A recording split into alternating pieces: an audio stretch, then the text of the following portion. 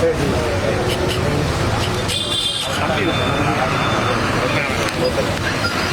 அங்கே வந்து காலையிலே நான் பேட்டி கொடுத்தேன். காலையிலே வந்து நிதி அரசு வேலை காலையிலே அப்போ எனக்கு தகவல் வந்தோடனே அவங்க சொன்னதான் சரியாக இருந்தால் இந்த வேலை நம்ம இது பண்ணுவோம். ஓகேவான்னு நாங்கள் மேலே மேலே பண்ண நாங்கள் மதுவில் இருக்கோம். நீங்கள் ஏதாச்சும் வேணால் நான் காலையிலே போட்டு சிஎம் எல்லாத்துக்கும் காலையில் அவ்வளோதான் சிஎம் எல்லாமே டேக் பண்ணிவிட்டேன். காலையில் இல்லை ஒரே அப்படி தான் கோரிக்கைலாம் ஓகேவா நம்ம நிதி எதிர்பார்க்கறது இல்லை.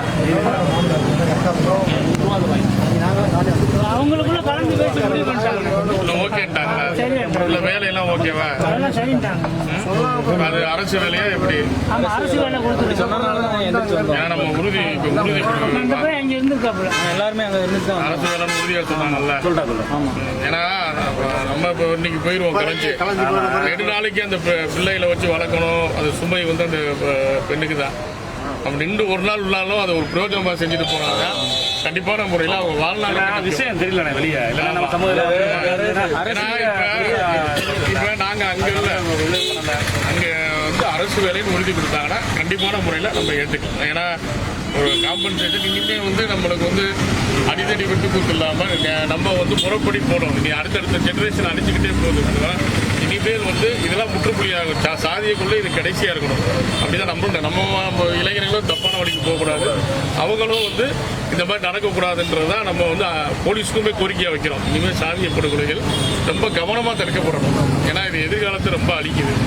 அதே ரொம்ப நம்ம விஷயங்களில் கரெக்டாக இருப்போம். அதே மாதிரி அவங்கவுங்க விஷயங்களில் கரெக்டாக எடுத்துப்போம். அதுதான் நம்மளோட எண்ணமே. அதனால இப்போ இதை நீங்கள் எடுத்துகிட்டு வரனால நீங்கள் ஓகேனா நம்ம பேசி வாங்கிக்கலாம். அவ்வளோ பேசி நம்ம அதே மாதிரி நம்ம ஒரு கோரிக்கையும் வச்சுருவோம். விரைவில் அவங்களுக்கு வந்து அந்த வேலை கிடைக்கும். அவங்க வேலைக்கு ஆமாம் நம்ம ஏன்னா தாமதிக்காமல் அவங்களுக்கு வேலை கிடைச்சாதான் அடுத்த அவங்களும் மனமாற்றம் வரும். இதில் 4 பேர் தான் வேற ஒன்றும் மோட்டிவ் 4 பேர் தான். எத்தனை பேர் கைது செய்யப்பட்டிருக்காங்க? 3 பேர் பண்ணியிருக்காங்க. 3 பேர் பண்ணிருக்காங்க. சரி அதை நம்ம ப்ரெஷர் கொடுத்துருவோம். இப்போ முடிச்சுட்டு போய் எஸ்பியோட பார்த்துருவோம். பார்த்துருவோம். சிசிடிவி கேமரா எடுத்துக்கிறாங்க.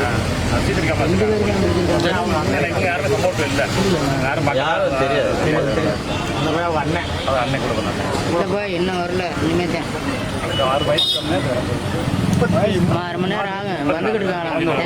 ஒரு குழந்தை கல்யாணம் ஆயிடுச்சு. எத்தனை வருஷம் ஆச்சு? 6 வருஷம். அவங்க ஒய்ஃபும் ஒத்துக்க முடியாண்ணா? நம்ம கொட்டகுடியா? இந்த கொட்டை நான் இழுப்புக்குடி தானே.